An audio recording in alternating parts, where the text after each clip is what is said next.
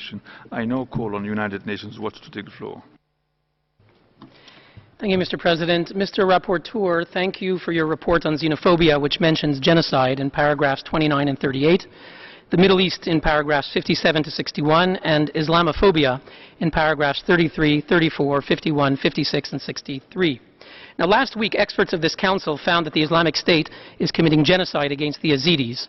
Mr. Rapporteur, given that genocide is the ultimate manifestation of racism, is there a reason why the genocide of Yazidis, the only ongoing genocide recognized by this Council, was not mentioned anywhere in your report?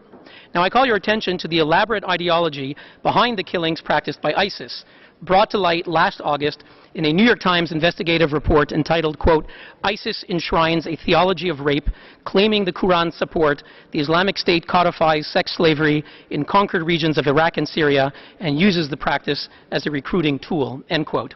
The newspaper interviewed 21 women and girls who escaped the Islamic State and examined its official communications. It found systematic rape of women and girls from Iraq's Yazidi minority has become deeply enmeshed in the organization and radical theology of ISIS, 1 year after the group announced it was reviving slavery. The article shows how an Islamic State fighter, in the moments before he raped a 12-year-old girl, took the time to explain that what he was about to do was not a sin, that because the girl practiced a religion other than Islam, the Quran, in his view, not only gave him the right to rape her, it condoned and encouraged it. Mr. Rapporteur, would you consider examining how this genocidal, xenophobic theology developed and where it came from? Are there UN member states who bear at least partial responsibility through their funding of fundamentalist religious and educational institutions?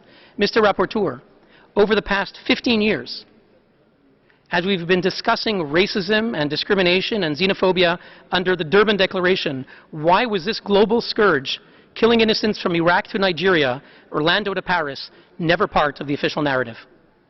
I thank you. Thank you.